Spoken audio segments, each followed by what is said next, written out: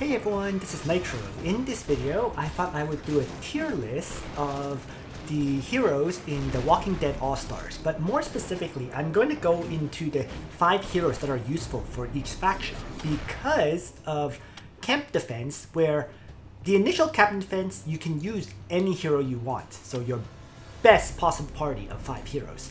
But later on, you will unlock faction-specific camp defenses, where you can only use 5 heroes of that faction.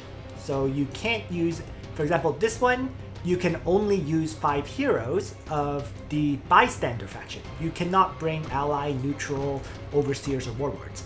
And there is one for each of those core factions. So For a Better Future is ally, How to Adapt is Bystander, Road of Harmony is neutral, and Survival of the Fittest is Predator. So in other words, you're going to have to choose 5 heroes of each faction. So I'm just going to mention a few things as well. My account is currently on stage 17.6, so I'm pretty far into the game, and what I realize the further I get is that the battles are very short, and tanks don't survive long. Notice how my tank died within 10 seconds there. So in the battle of this stage, the battle finished in 15 seconds. So given that's the case, what you generally see is, for heroes, their ultimates ultimately is not very useful. What is clutch to using heroes then is the skills and the passives that they have, rather than the ultimates. So my judgment will be based on these factors, as well as on the characters that you need to bring to unlock bonds, and specifically the bonds that are useful to you. So with all that said, I'm going to switch my view over to the tier maker to go over the best characters. So here we are in tier maker, and first I'm going to talk about the overseers and warlords that you would want. And for overseers and warlords, their drop rate is incredibly low, so you just need really 1 copy of them to make use of these heroes. And the top priority one to get is probably Michonne. She is top priority because she has a passive that allows her to revive, essentially. And she can revive multiple times in battle. This makes her an incredible tank because she can keep reviving as long as your party has not yet been eliminated. But of course, if your party is too weak, she won't revive again.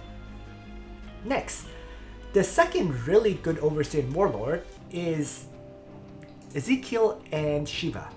And the main reason they're good is because once they hit level 161, that is pretty far in the game, but at level 161, they get an effect that provides the team a 75 speed buff. Given that speed affects how quickly you attack, how quickly you use your skills, and so on, he becomes clutch for content like PvP.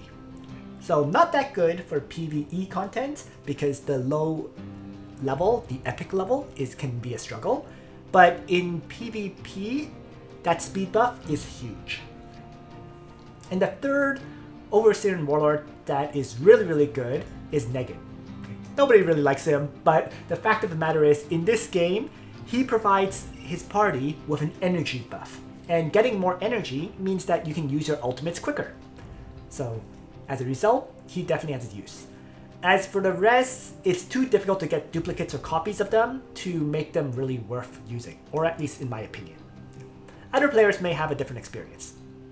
So now, let's go over the characters faction by faction, and this would be the 5 characters you want to get of each one.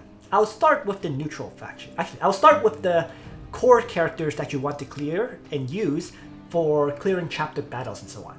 And my party would be Michonne. I bring Abraham to every battle. I bring Kate to every battle.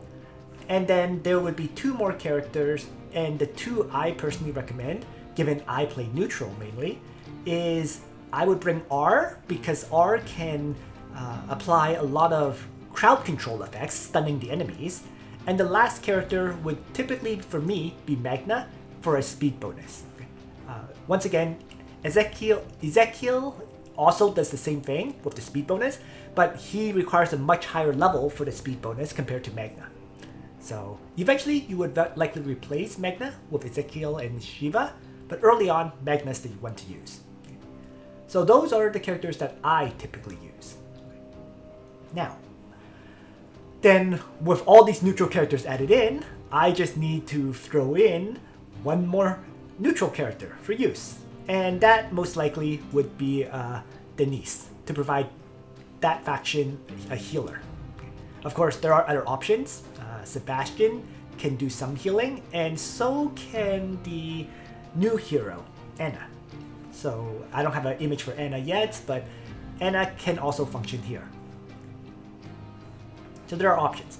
The other 4 I pretty much consider to be used to feed and grow the 5 heroes I have above. Right. So I'm not even going to put them in. So next, to the ally faction then. First of all, in order to use Kate, Kate's bond unlocks with her, Andrea.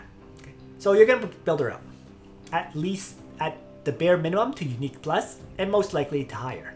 Okay. You will likely use Shane because you get a copy of him early, and he is a solid tank, although tanks do kind of struggle later on. You will likely use Morgan as your other tank because Morgan is actually a stunning tank. So once again, crowd control is important. The stuns that Morgan offers are very, very useful. As for the last 2 characters that you'll bring, it is most likely to be Glenn, because Glenn does some stunning, he does some healing, he is just one of the most versatile support characters in the game. And the last one will be Sophia, because Sophia is another support character, and she will allow an ally to use their ultimate twice in a row pretty much. And she also provides that ally with some hit point healing and some other bonuses. So she makes another great support hero. So that would be the typical party for ally. Of note, I'll also mention this. You probably do want to level up a Rick. And it would be leveling it up to the Unique Plus level and then using it to feed to upgrade someone else to Legendary level. And the main reason to do that is to unlock a bond for Glenn. To unlock the Glenn's bond, you will need Rick upgraded, and you'll also need Eric upgraded. So that will happen over time. So next then, we move on to the Bystander faction. And for the Bystanders, first of all, I'm going to throw in the 2 characters who unlock bonds with Sophia. And they are Chloe and Lake. And the interesting thing is, both heroes are actually pretty good as well. Chloe can reduce the speed of the enemy party. So just like how Magna and Ezekiel increase the speed of your party, Chloe decreases the speed of the enemy party. And Lake, the main use for Lake is that he is a backline AoE damage dealer that also does some stunning. So I talked about crowd control. Lake's ability to stun is very useful. The third backliner that you will use will most likely be Eugene. And that's because he is their healer, and in addition, he can summon scarecrows that can act as tanks before they die. Right? So that fills out your backline. You're going to need some frontliners, and the frontliners that you will want is Tyrese, who is clutch. He is probably the best tank in the game right now, because he has this power of immortality skill. It allows him to, when he's knocked down to 0 hit points, he will then activate the power of immortality and will take no damage at all for 4, 6, or 8 seconds, depending on how high level he is. So that is a lot. You just saw earlier, my battles last like 15 seconds. That 4, 6, or 8 seconds of survival is a lot of time. Okay, so that's what makes him really, really good. The other side of it is when he's at low hit points, he actually gets extra attack. So he hits even harder. So best tank in the game, definitely one of the ones you want to build up, with no doubt. And then the last character that you'll throw in is most likely to be George. And the main reason to level up George is not because he's a great hero, it's because he has a bond with R that I have in the neutral section. So that bond is R, Hudson, and George. Hudson is one of the rare characters, so you'll eventually level 1 up to Unique Plus. So finally, then we're on the Predator faction. And for the Predators, the core 5 are fairly straightforward. Actually, it's more like core 4. I'm not even sure what the 5th character should be. First will be Beta as a tank, because Beta has the ability to revive once. Okay? You're going to build up Chemist and Sherry as backline damage dealers. Both of them are very, very strong. And then you're going to build up Dwight's because he'll be your third backliner, and the main reason to build him up is because he has a bond with Beta.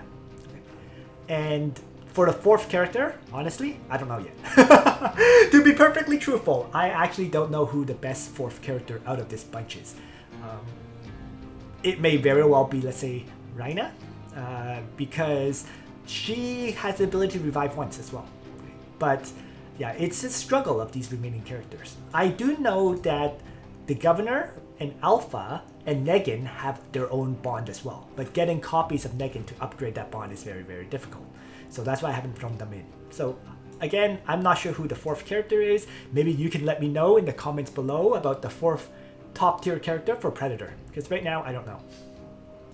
So last but not least, I'm going to talk about which of these heroes are good for the PvE chapters. So out of those characters that I've thrown in to the charts, there are only a few that you will use for the chapter battles in general. And they are, in my opinion, the following. These are the characters that you'll use later on, so try to build them up. First, of course, is Michonne, because she is just a revival tank, right? That just makes her top tier. Next will be Glenn. I said how Glenn can stun enemies, and in addition, he can heal allies. So that makes him top tier as well. Kate is brought because Kate can really increase the damage output of your party. She's just a great backline hero to bring in general. Next is Abraham. He is just the core of your party right now. You get him the best possible gear because he will lasso multiple enemies to him and allow you to AoE hit all of those enemies. He just pulls them to you, and then if they're all close to you, you can have your characters AoE stun the enemies and so on and so forth. Then the remaining characters are kind of, you rotate in as necessary. So for example, you will use Magna for that speed boost that I mentioned, and she's a pretty solid damage dealer. You will use Eugene because he is a good healer and he can summon those scarecrows to act as temporary tanks. Okay? Tyrese is by far the best tank in the game with that power of immortality. And the last character is likely Lake, because Lake does AoE damage, it stuns enemies with an AoE hit, just a great crowd control character as well.